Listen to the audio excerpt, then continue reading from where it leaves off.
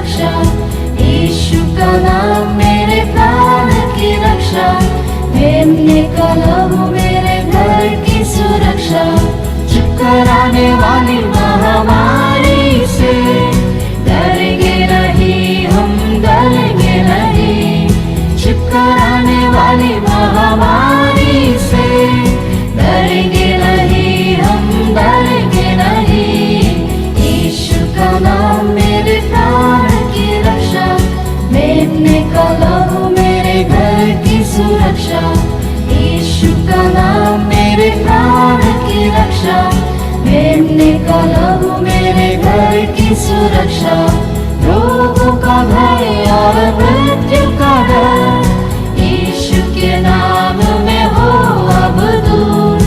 रोगों का भय और मृत्यु का डर यीशु के नाम में हो अब दूर।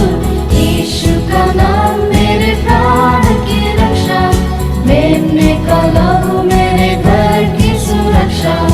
यीशु का नाम मेरे प्राण की रक्षा, मेमने का लहू मेरे घर की सुरक्षा। विपत्ति कोई हम पर ना पड़ेगी, तेरे के निकट दुख ना आएगी। विपत्ति कोई हम पर ना पड़ेगी, तेरे के निकट दुख ना आएगी। यीशु का नाम मेरे प्राण की रक्षा, मेमने का लहू मेरे घर की सुरक्षा। यीशु का नाम मेरे प्राण की रक्षा, मेमने का लहू मेरे घर की सुरक्षा।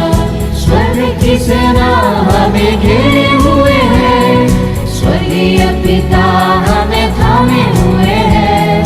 स्वर्ग की सेना हमें घेरे हुए है, स्वर्गीय पिता हमें थामे हुए है।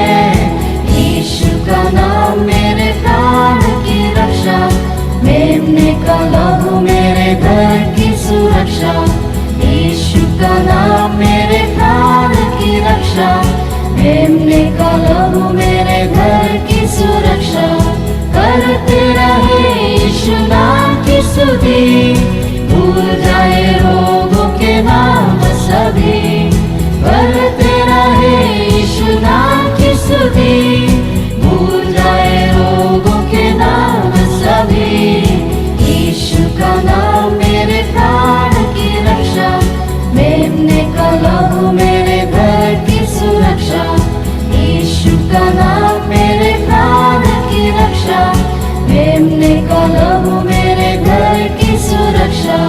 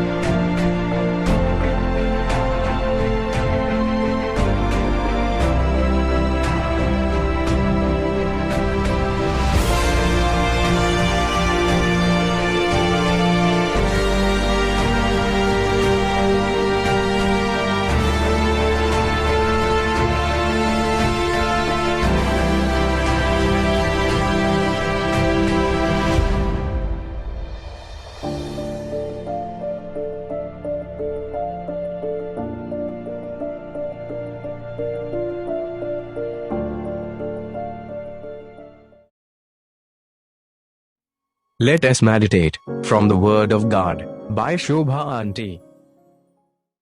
Good morning, children. I hope you all are good. And by the grace of God, we are all alive on this earth. Before we begin our devotion, let's pray. Gracious Heavenly Father, we come to your throne of grace. We want to thank you and praise you for all your doings in our life. It's only by your grace and mercy that we are alive on this earth. We want to thank you and praise you for you have kept us under your kind protection thus far. We want to thank you and praise you. Father, as we meditate on your words, let your Holy Spirit guide us and lead us and help us to understand what we are meditating and help us to implement it in our life and get the blessings from you. In Jesus' mighty name I pray.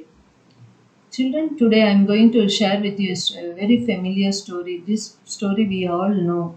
Many times we have heard it in our Sunday school. Yes, this is the story about Naaman the leper. We can see this story in 2 King chapter 5.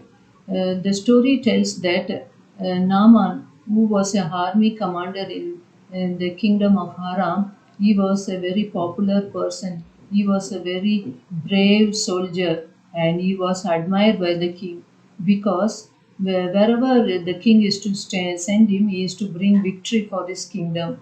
That's why he was so much pleased. The king was so pleased with him, and in that way, but this Naaman was a leper too, and that he couldn't share openly with anybody because the leprosy was a skin disease, and those days the people were not able to accept it, right?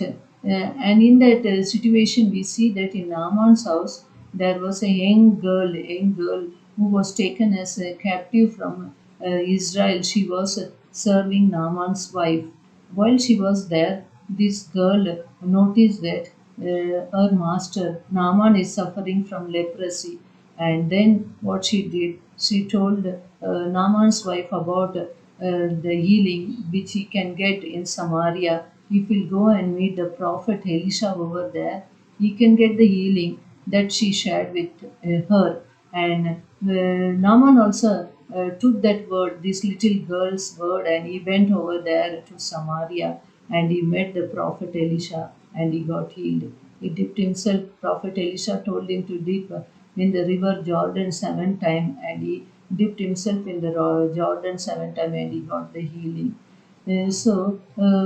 From this story, we are going to learn a few things, especially from the life of this young girl.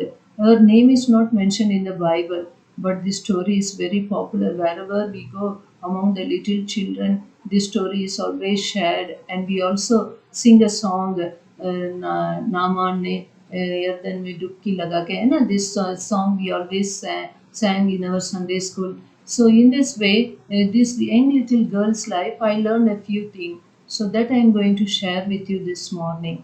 What are the thing I learned is that this girl, she loved her enemy. She loved her enemy. So loving our enemy is very important thing we learn from this girl's life.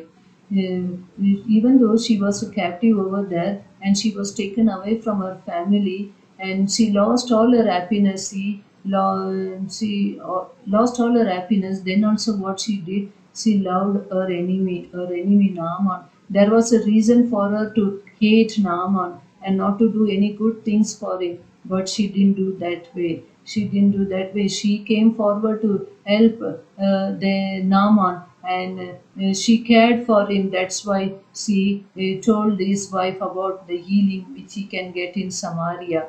Yes, God is expecting the same thing from us. We need to come forward and we have to love our enemy. Many heroes we can see in our Bible, many examples are there in front of us who loved their enemy. Who are they? For example, in the Old Testament, we see is that Joseph. Joseph, who was mistreated by his brothers, what he did when the situation came, when the time came, he forgave his brothers and he loved them and he cared for them. You know? So in that same way, we also God is expecting this from us. We also need to love our enemy. Those who hurt us, we need to care for them. We have to love them. And even David, we can see he is also an example in front of us. King Saul, without any reason, he was trying to kill David. But David, when he got a chance one day to kill Saul, he didn't do that. He left it in the Lord's hand. He told that he is the anointed person from the Lord. How can I put my hand on him? So, dear children, what we do many times when we get a chance, we take revenge. So let us not do all these things, but let us leave it in the Lord's hand, and the Lord will take care of it.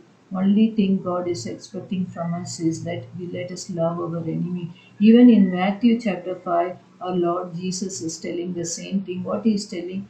love your enemy and pray for those who persecute you. So what we have to do is that love our enemy and pray, especially we need to pray for those who are hurting us. Are we doing this?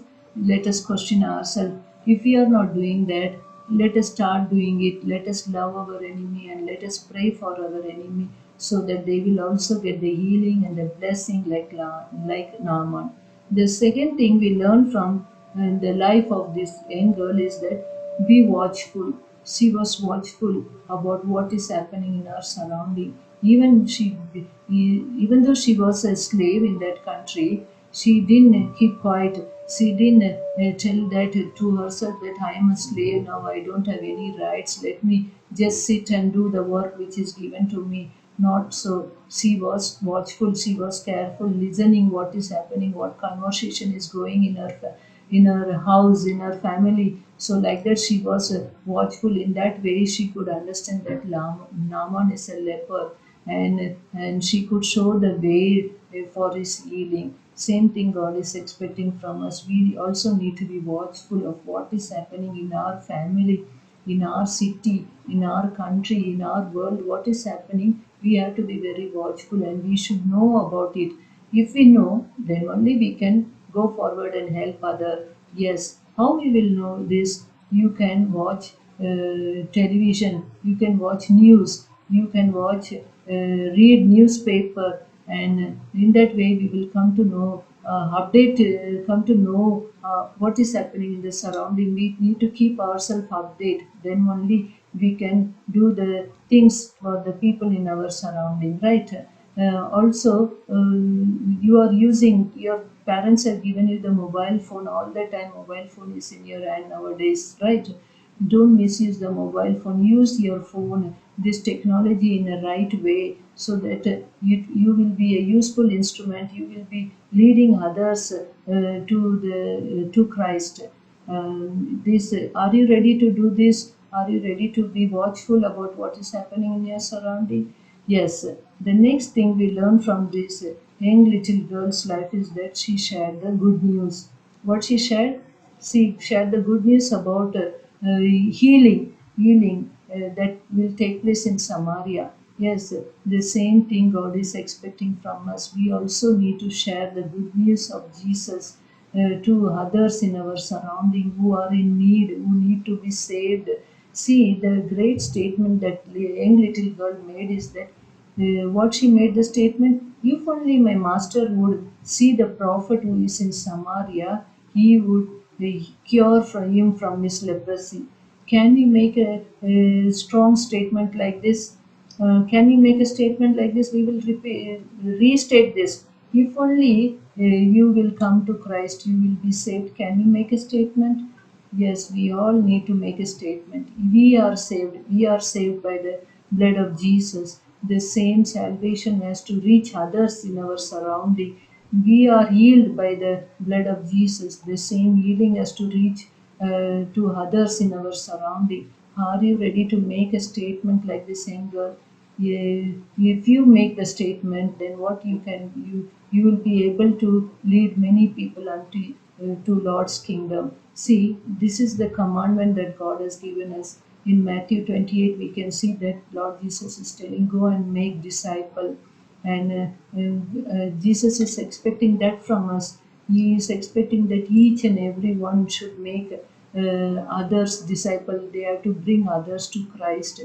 Yes, many are in our surrounding who don't know Christ, and you are in your friend circle, in your neighborhood. Have you any time taken any step for them? If you have not taken any step, this is the right time to take the step for them and to bring them into Christ.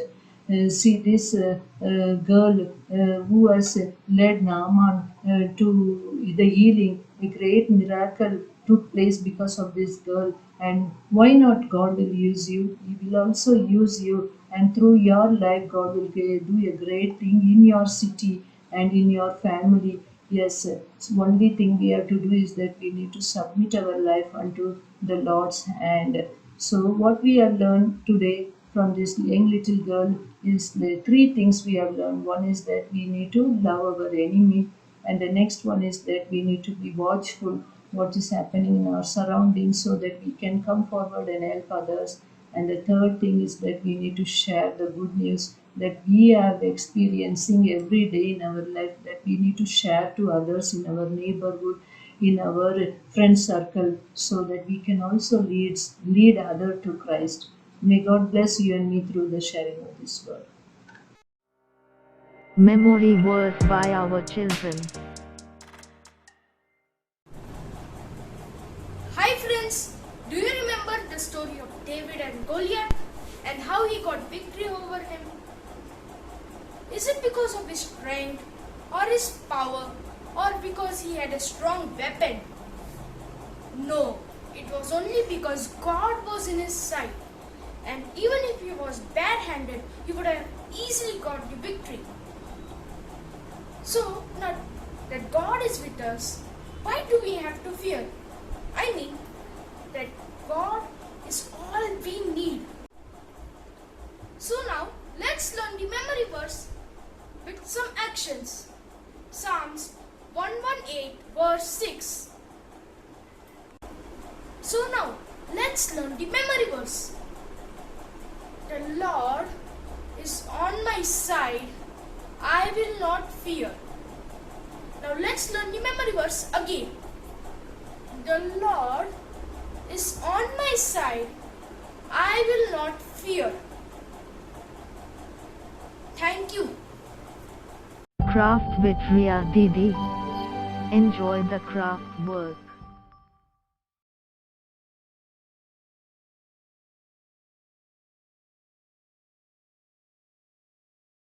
Hello everyone, in today's activity we'll be making a Mother's Day card. So let's To make begin. this card, you will need a piece of paper folded into half. I've taken a white paper because I had white paper. Then you'll need a few hearts. I've taken two different colored paper and cut them into hearts. You'll need a strip of paper like this, and I've made lines here as you can see. So how I made them was, I took a heart, I measured the top of it, I kept it like this and I measured the top of it. I made a line and then I made 1 centimeter lines like this. And you'll also need a small piece of paper. So first you'll take this paper and you'll stick the hearts on top of it. So you don't glue the whole heart, you just take the top part of it, apply a bit of glue like this, and then stick it on top of this.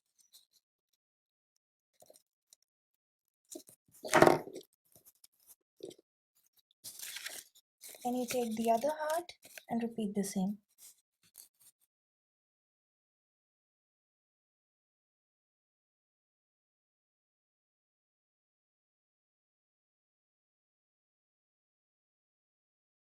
So now you have a strip which looks like this. Now what you have to do is take this last piece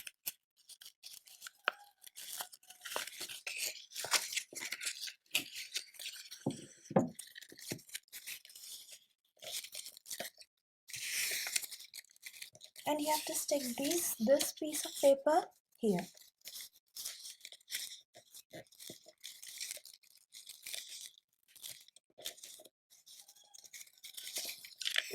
So glue it.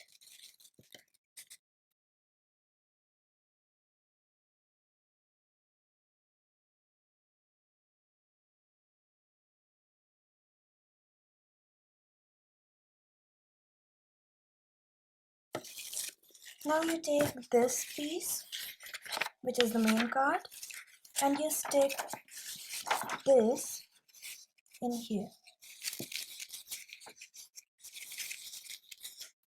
Now I've written pull here, so what happens after you pull it is the hearts go like this, one by one, and you can write whatever you want on this last heart.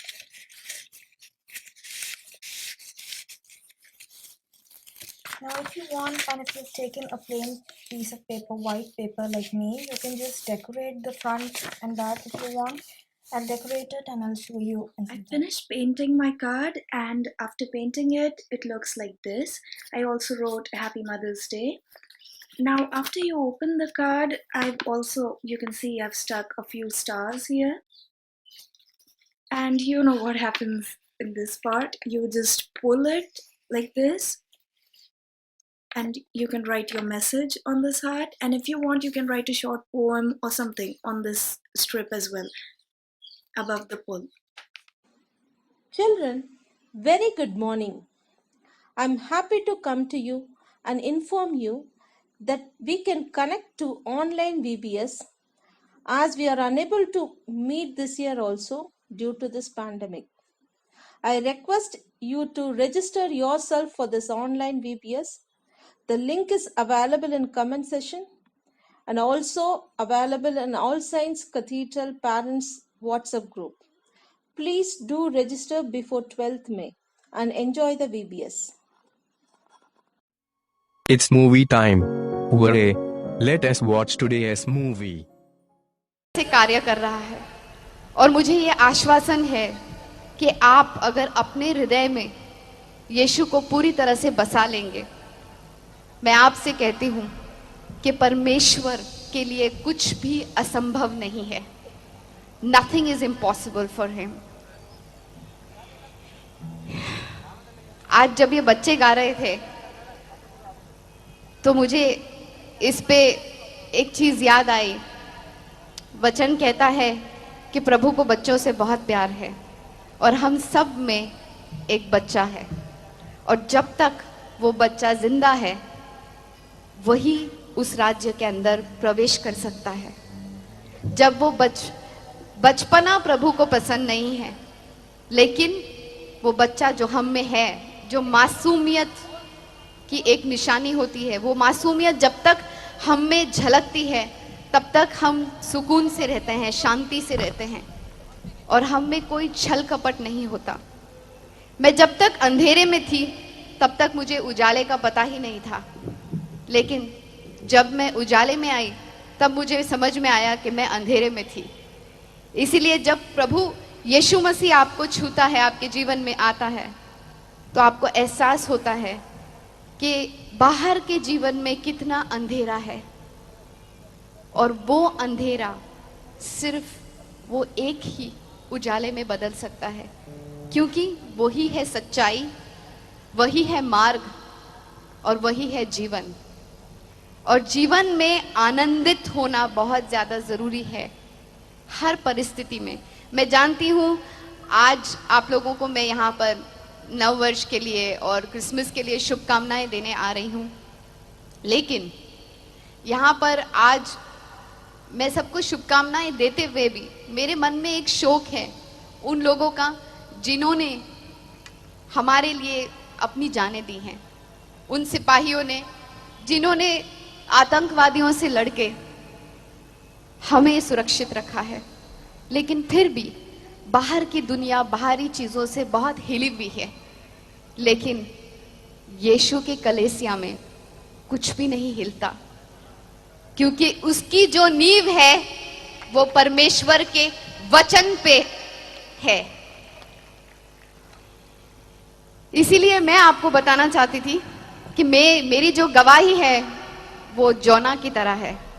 Bible में एक व्यक्ति है जोना, जिसको प्रभु ने कहा था कि तुम निनवे जाओ और तुम मेरा ये पैगाम निनवे के लोगों तक पहुंचाओ. तो प्रभु उसी तरह से मेरे जीवन में मुझे बहुत कुछ बोलते रहते थे कि तुम ऐसा करो, और मुझे प्रभु की वचन भी सुनाई देते थे, उनकी बात सुनाई देती थी, लेकिन मैं हमेशा अपने मन की करती थी. हाँ ठीक है, क्योंकि हम अक्सर अपने दिमाग से काम करते हैं. हमें ऐसा लगता है कि हम बहुत ज्ञानी हैं, हम बहुत समझदार हैं, हमें सब पता है, क्योंकि हमने दुनिया देखी है. लेकिन हमें ये नहीं मालूम कि वो हम सबका बाप है. वो हमको जन्म लेने से पहले भी, हम जब माँ के पेट में भी नहीं थे तब से हमको जानता है, हमारे विचार जानता है. वो हमारे विचार हमारे सोचने पर ही नहीं जानता, वो हमारे विचार बहुत दूर से जानता है. इसीलिए जब हम अनादर करते हैं, प्रभु, हमने बहुत सारी चीजें जब से इस धरती पे आई हैं, इतनी सारी चीजें, इतनी सारी गलतियां की हैं, फिर भी परमेश्वर, पिता परमेश्वर हमसे इतना प्यार करते हैं, हमसे इतना प्रेम करते हैं कि वो हमें गलत रास्ते पर जाने नहीं देते। और अगर हम चले भी जाते हैं तो वो हमें मौत के मुंह में से भी खींच के लेकर आते हैं। जिस तरह एक माँ अपने बच्चे को, जब बच्चा गलती करता है, बच्चा कहीं चले जाता है, तो माँ उसे पीटती है, उसे प्यार करती है, उसे वापस लेकर आती है, गलत रास्ते पर जाता है तो। उसी तरह परमेश्वर कई बार हमें थोड़ी सी तकलीफें देता है ताकि हम वापस उस रास्ते पर, सही रास्ते पर आ जाएं।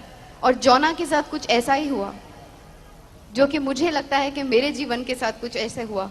वो निनवे जाने के बजाय अपने ही रास्ते पर कोई और जगह जाना चाहता था और उसने जहाज लेके वहां से जाना शुरू किया अपने रास्ते पर। जब हम दुनिया में होते हैं, दुनियादारी के काम में होते हैं, तो ऐसी कई चीजें आती हैं हमारे सामने जो हमें लगता है नहीं, ये चीज से हमें ज्यादा फायदा होगा।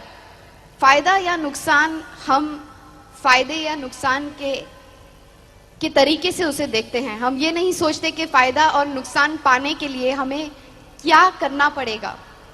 हमें किसी को दुख पहुंचाना पड़ेगा, हमें किसी को ठेस देना पड़ेगा। हम ये सब नहीं सोचते। हमें ऐसा लगता है कि हमें ये चाहिए और हमें किसी भी कीमत पे ये मिलना चाहिए। वो शायद बहुत बड़ा कुछ खराब चीज ना हो, लेकिन कहते हैं ना, झूठ छोटा हो या बड़ा, झूठ झूठ होता है। उसी तरह से जब हम छोटी छोटी चीजें पर देखने जाएं, जब हम प्रभु को प्यार करते हैं और हम सोचते हैं कि प्रभु, हम तुम्हें प्यार करते हैं, हम तुम्हें जानना चाहते हैं, तो प्रभु बस हमारे दरवाजे पर खड़ा है, ठोक रहा है। हमें बस दरवाजा खोलने की देर है और वो अंदर आएगा और हमें एक सही रास्ता दिखाएगा। तो जोना जिस तरह से निनवे के बजाय कहीं और जा रहा था, उस तरह से मैं भी अपनी जिंदगी में कहीं और ही जा रही थी, अपनी मन की मर्जी की चीजें कर रही थी। तो प्रभु ने कहा ठीक है, अब इसको सही रास्ते पर लाने के लिए क्या हो जाता है, जब हम अपने रास्ते पर जाने लगते हैं तो शैतान का राज्य है, दुनियादारी में तो शैतान का ही राज्य है। और जब हम शैतान के राज्य की तरफ चलने लगते हैं तो प्रभु हमें वापस खींच के वापस लाना चाहता है। तो प्रभु ने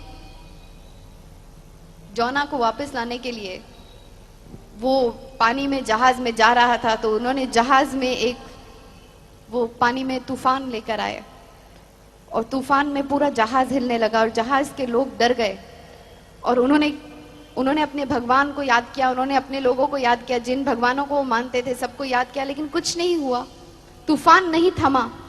फिर उन्होंने पर्चियां डाल के पूछा कि ये कौन है, और फिर जोना का नाम निकला। और फिर जोना का नाम जब निकला तो उन्होंने जोना से पूछा कि तुम्हें पता है कि ये सब क्यों हो रहा है और कैसे हो रहा है। तो उसने कहा कि हाँ, ये वो प्रभु, मेरा प्रभु कर रहा है जिसने ये आसमान और जमीन बनाई, जिसने ये समुंदर बनाया, और वो ये कर रहा है। तो कभी कभी प्रभु भी हमारे जीवन में ऐसी छोटी छोटी उथल पुथल करते रहते हैं ताकि हम सीधे रास्ते पर आ जाएं। बट ज्यादातर जो हम हमेशा ही प्रभु को हर चीज के लिए दोष देते हैं वो सही नहीं है, क्योंकि बहुत सारी चीजें, और मैं कहती हूं कि 90 से भी ज्यादा प्रतिशत चीजें जो हमारी जिंदगी में गलत हो रही होती हैं, ज्यादातर वो सब शैतान कर रहा होता है। लेकिन प्रभु सिर्फ हमें सुधारता है। प्रभु चाहते हैं, प्रभु को क्रोध भी बहुत है, लेकिन प्रभु में बहुत करुणा है। वो हमें बहुत चाहते हैं, वो हमें बहुत प्यार करते हैं, इसीलिए उन्होंने अपने इकलौते बेटे की बलि चढ़ाई हमारे लिए। और उस बेटे ने हम दोनों के बीच में जो एक सेपरेशन हो गया था, जो एक अंतर हो गया था हम दोनों के बीच में, परमेश्वर और हमारे बीच में, उस अंतर को उन्होंने अपने लहू बहा के खत्म किया। और जब प्रभु ने मुझे छुआ,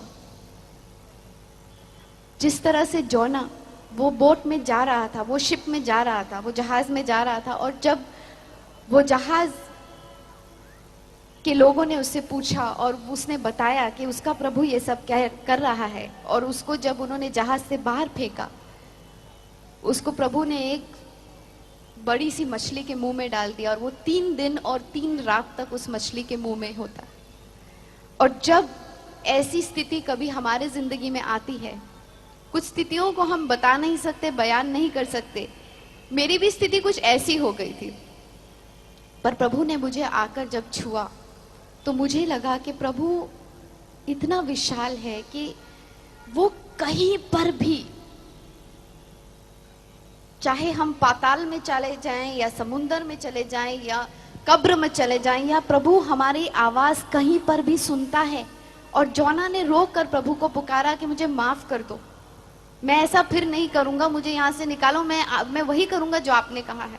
और फिर मेरे साथ भी कुछ ऐसा ही हुआ कि मैंने कहा प्रभु माफ कर दो, मुझसे गलती हो गई, मैंने कुछ गलत किया, मैं वापस जो आप कह रहे हैं मैं वैसा ही करूंगी, मुझे आप बचा लो, मैं मुसीबत में फंस गई हूं। तो प्रभु ने मुझे एक बार फिर उस मुसीबत में से निकाला।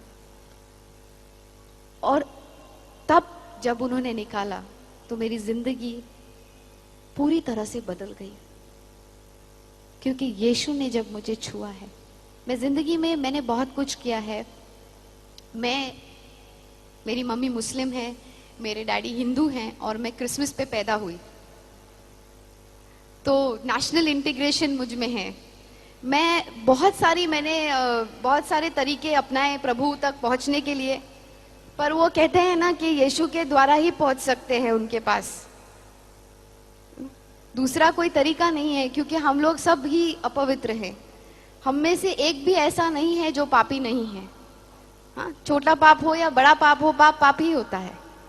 तो हम में से एक भी ऐसा नहीं है जो अपवित्र नहीं है, क्योंकि परमेश्वर इतने पवित्र हैं कि सिर्फ उनका बेटा, सिर्फ यीशु मसीह हमको उन तक पहुंचाता है। और इसीलिए जब मैंने उस सच्चाई को जान लिया और यीशु को अपनी जिंदगी में अपनाया, तो मेरी जिंदगी में इतना सुकून और शांति आई कि मैं वो शांति और सुकून को बयान नहीं कर सकती हूँ। मेरी जिंदगी में सब कुछ था, नाम था, शोहरत था, पैसा था, सब कुछ, ऐसी कोई चीज नहीं थी, लेकिन वो शांति थी जो थोड़े क्षणों के लिए थी, फिर थोड़े क्षण के बाद फिर कुछ और हो जाता, फिर वो शांति बिगड़ जाती। लेकिन जब यीशु ने मेरे जीवन में, जब यीशु आए, तो उन्होंने मुझे ऐसी शांति दी कि वो शांति को आज तक मैं भी नहीं समझ पाई, वो मेरे भी समझ के बाहर है। That peace which surpasseth all understanding, वो शांति, वो सुख। और जब शांति होती है ना, तो वो शांति सिर्फ एक घटना नहीं होती, सिर्फ एक हैपनिंग नहीं होती, लेकिन वो जिंदगी जीने का एक मकसद हो जाता है, वो जिंदगी जीने का एक तरीका हो जाता है। इट्स लाइक अ लाइफस्टाइल, जीवन शैली हो जाती है। तब जाके वो शांति हम, पॉल और साइलस, जब वो दोनों प्रिजन में थे,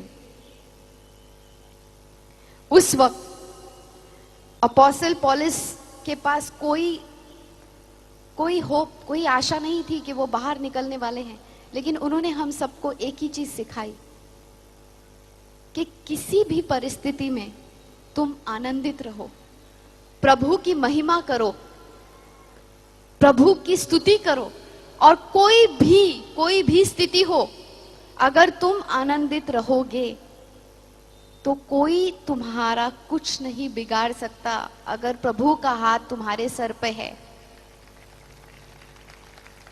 वो आनंद जो तुमसे कोई नहीं छीन सकता, वो आनंद जो तुमसे कोई नहीं ले सकता, वो आनंद जो तुम खुद भी नहीं समझ सकते, वो शांति जो तुम खुद भी नहीं समझ सकते कि तुम क्यों इतने आनंदित हो। कभी कभी मेरे दोस्त, जब मैं कोई अवार्ड फंक्शन पे जाती हूँ, और मैं अभी 2 साल से परमेश्वर के वचन में बहुत ज्यादा ध्यान दे रही हूँ, मैंने 9 से भी अधिक भाषाओं में काम किया है, 125 से भी ज्यादा फिल्मों में काम किया है, पिछले 20 साल से मैं काम कर रही हूँ, मेरी उम्र मत पूछना कोई भी। लेकिन प्रभु कहते हैं ना कि प्रभु की महिमा में है और प्रभु में है तो हम हमेशा हरे भरे रहेंगे, हम कभी बूढ़े नहीं होंगे। तो मुझे लगता है मैं फ्रीज हो जाऊंगी टाइम में, पर मुझे फिर भी लोग समझते हैं अरे ये तो कोई काम नहीं कर रही है, फिर क्यों खुश है ये। लेकिन जब हम कभी इतना काम करते हैं, और मेरे दोस्तों को मैं मिलती हूँ जिनके पास सब कुछ है, बहुत कुछ है, इतना है कि उनके साथ पूछते भी खाएंगी तो बस नहीं होगा, फिर वो बेचारे दुखी रहते हैं। उनके पास कोई कारण नहीं है दुखी होने का, उन्हें जो गाड़ी चाहिए, जो भी चीज चाहिए वो ऐसे सोचते हैं और सामने आ जाता है, फिर भी बेचारे कभी सुखी ही नहीं रहते वो, क्योंकि वो सुख उन्हें खरीदने से नहीं मिलेगा। वो सुख हमें परमेश्वर की अनुग्रह से मिला है, और वो सुख हमें यीशु मसीह के बलि से मिली है। उनके खून से उन्होंने जो हमें धोया है।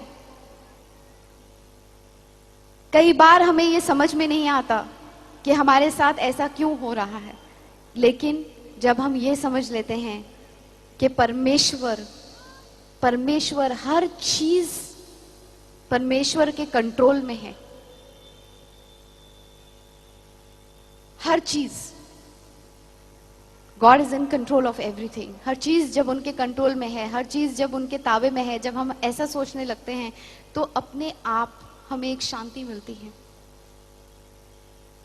परमेश्वर के वचन के द्वारा हमें सब समझ में आता है कि हमें किस तरह से आगे बढ़ना है। आज मुझे खुद नहीं पता होता है कि मैं कल कहां जा रही हूं, मैं कभी कहीं भी पहुंच जाती हूं, और ये सब पवित्र आत्मा का काम है। और परमेश्वर जो मेरे साथ कर रहे हैं शायद मैं खुद भी समझ नहीं पा रही हूं, लेकिन मुझे बहुत आनंद है और मुझे बहुत खुशी है कि आज पहली बार इतने सालों बाद परमेश्वर मुझे इस्तेमाल कर रहा है।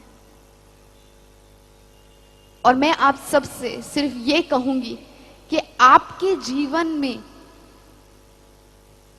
आपके अपने जीवन में आपको ये सवाल अपने आप से करना चाहिए कि मैं परमेश्वर के लिए किस तरह इस्तेमाल हो सकता हूं या हो सकती हूं। हम हमेशा अपने बारे में सोचते हैं, अपने बारे में हम हमेशा ये सोचते हैं हमारा क्या होगा, हमारे परिवार का क्या होगा, आसपास के लोगों का क्या होगा। लेकिन जब हम अपने आप में से निकलकर एक प्रेम भाव में, जब हम प्रेम भाव में जाते हैं, एक दूसरे से प्यार से रहते हैं, एक दूसरे से बर्ताव करते हैं। फिल्म इंडस्ट्री ने मुझे बहुत अच्छी अच्छी बातें भी सिखाई है। मुझे उन सब लोगों का प्यार मिला है, अनजाने लोगों का प्यार जिनको मैं जानती भी नहीं, और आज मैं जहां पर भी जाती हूं मुझे ऐसा लगता है यही मेरा घर है। और परमेश्वर की उपस्थिति में हमेशा हमें ऐसा ही लगता है। मसीह में हम सब भाई बहन हैं। यीशु मसीह ने कहा है ना कि मेरे रिश्तेदार वही हैं जो मसीह में है। इसीलिए मेरे भाई बहन, मेरे घर बार, मेरे रिश्तेदार आप सब हैं।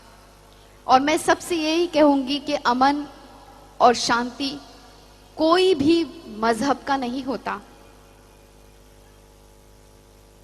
कोई भी जात पात उसमें नहीं आता।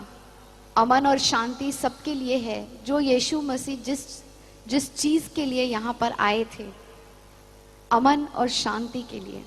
हम सबको उन्होंने एक ही परिभाषा सिखाई, वो है प्यार की परिभाषा। हम सब अपने करियर के बारे में सोचते हैं, अपने बारे में सोचते हैं, लेकिन जब हम खुदा के बारे में सोचने लगेंगे, जिस तरह से परमेश्वर हमारे बारे में सोचता है, तब वो हमारे जीवन में एक ऐसा कार्य करता है जो हमारी भी समझ के बाहर होता है। जब हम अपनी समझ से चलते हैं तो हम शायद वो सब नहीं कर सकते, पर जब हम परमेश्वर के ऊपर छोड़ देते हैं तो परमेश्वर हमको एक ऐसी स्थिति पर लेके जाता है, इतनी ऊंचाई पर लेके जाता है जो हम खुद भी उसका अनुमान भी नहीं लगा सकते। और मैं सिर्फ इतना आपसे कह सकती हूँ, ऐसा होता है ना कि कोई मुझे पूछेगा कि गुलाब जामुन कैसे होता है, तो मैं बोल सकती हूँ गुलाब जामुन ब्राउन कलर का होता है, जामुन क्या ब्राउन कलर का होता है और अंदर से बहुत मीठा होता है और बहुत अच्छा होता है। लेकिन मैं आपको ठीक तरह से उसका स्वाद बता नहीं पाऊंगी जब तक आप उसे चखेंगे नहीं। तो यीशु मसीह के बारे में मैं बयान नहीं कर पा रही हूँ जब तक आप, हम सब ने यीशु मसीह को स्वीकार किया है, बहुत लोगों ने यहाँ से, लेकिन जब हम उनको अपनी जीवन का अधिकारी बनाते हैं, अपने खुद के शरीर का अधिकारी बनाते हैं, क्योंकि हमारा ये जो शरीर है ये प्रभु का मंदिर है और हमें इसके साथ ऐसी कोई चीज नहीं करनी चाहिए जिससे ऐसा कुछ हो कि हम प्रभु की आवाज नहीं सुन सके। और जब हम प्रभु की आवाज सुन पाते हैं तो हम में एक ऐसी शांति आ जाती है कि हमें आगे के सारे रास्ते हमारे खुलने लग पड़ते हैं। हमें यह पता होता है कि प्रभु का प्लान, प्रभु की योजना हमारी जिंदगी के लिए क्या है और वो सबसे ज्यादा जरूरी है। और जब हम उस शांति को पाते हैं जो प्रभु की शांति है, जब प्रभु के चेले ने उन शांति को पाया था, उस शांति को पाया था, तो उन्होंने जाके जगत भर में प्रभु का पूरा वचन फैला दिया था और वो भी शांति के लोग हो गए थे और शांति ही शांति फैल गई थी। उसी तरह से जब हम भी उस शांति का पैगाम लेकर लोगों के पास जाते हैं तो थोड़ा सा उसका एक अनुभव फैलाते हैं। और प्रभु के वचन में बहुत शांति है, उसे पढ़िए और उस पे अध्ययन कीजिए, क्योंकि आपकी जिंदगी की हर समस्या, आपकी जिंदगी की जो भी प्रॉब्लम है, जो भी कठिनाई है, जो भी दर्द है, जो भी पीड़ा है, जो भी तकलीफ है, वो सारा कुछ आपको वचन द्वारा सब कुछ समझ में आ जाएगा, जिस तरह से प्रभु ने मुझे समझाया है। मुझे आज कोई भी चीज में आपत्ति नहीं है। मेरी जिंदगी में किसी भी परिस्थिति में मुझे पता है कि अब आनंद ही आनंद है, चाहे कुछ भी हो जाए। और मैं वही आनंद का संदेश आपके पास लेके आई हूं, क्योंकि जब आप खुद आनंदित होंगे तो आपके रिश्ते भी आनंदित होंगे, क्योंकि आपके इर्द गिर्द आपका जो भी रिश्ता जिसके साथ भी होगा वो सुखी होगा, वो अच्छा होगा, क्योंकि आप खुद शांति में हैं। और अगर आप खुद शांति में हैं तो आपको खुद भी शांतता महसूस होगी, और जब आपको शांतता महसूस होगी तो आपका हर वो निर्णय जो आप लेंगे वो सही होगा, क्योंकि शांति से लिया हुआ निर्णय में हमेशा शांति ही प्राप्त होती है और आगे बढ़ने में आसानी होगी। आज मुझे लगता है कि मेरी जिंदगी का मकसद पूरा हो गया। उनके साथ अपना रिश्ता बनाएं, और जब आप उनके साथ एक रिश्ता बनाएंगे आपको हर चीज का जवाब जिंदगी में मिलेगा, जिस तरह से आज मुझे मिल रहा है। अगर आज मैं परमेश्वर के साथ समय नहीं बिताती तो मुझे कुछ अजीब सा महसूस होता है। मुझे ऐसा लगता है कि मैं बहुत कुछ खो रही हूं। मेरी जिंदगी बदल गई है और बस अब मेरे जीवन में आनंद है, चाहे कुछ भी हो न हो। मुझे जाकर वचन में रहना है, वचन लोगों के बीच में अच्छा संदेश फैलाना है और उनसे ये कहना है कि आप गुलाब जामुन चख के देखो, आप यीशु मसीह को अपने जीवन में, अपने हृदय में लाकर उन्हें सिर्फ वहां रखना नहीं, उनके साथ एक रिश्ता बनाओ। रोज उसे अपनी एक जीवन का हिस्सा, ऐसा हिस्सा जो कि आप एक एक्टिविटी के तौर पे नहीं, ऐसा हिस्सा बनाओ कि जिसके बिना आप जी नहीं सकोगे। और आप देखोगे कि जीवन में आपके जितने भी मुश्किलें हैं, जितने भी दुख तकलीफें हैं, सब छूमंतर हो जाएंगी। कुछ भी चीज आपके लिए मुश्किल नहीं होगी।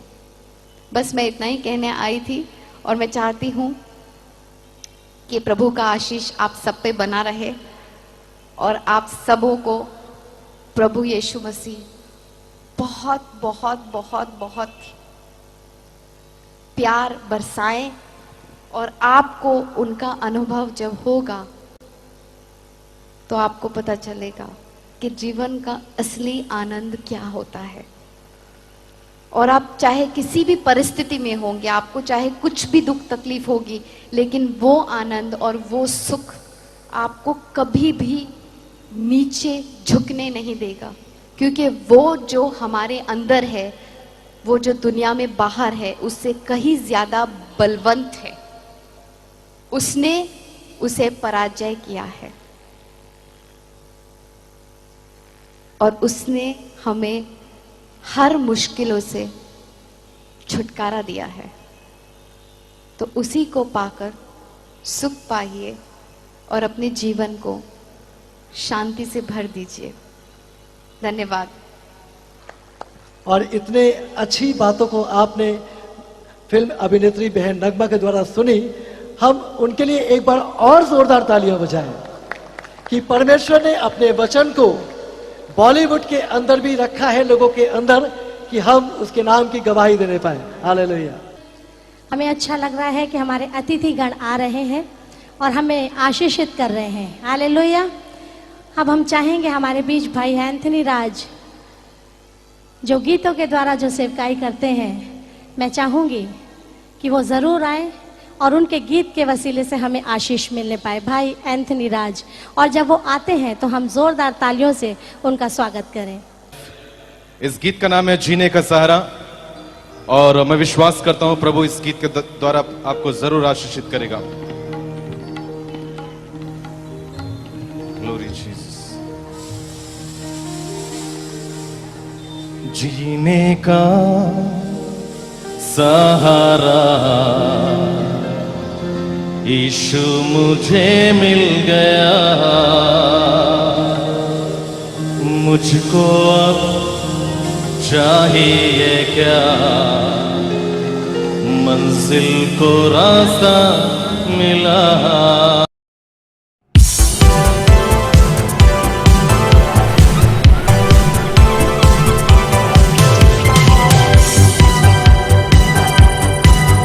Bye bye children, stay home, stay safe, God bless you, start practicing faith.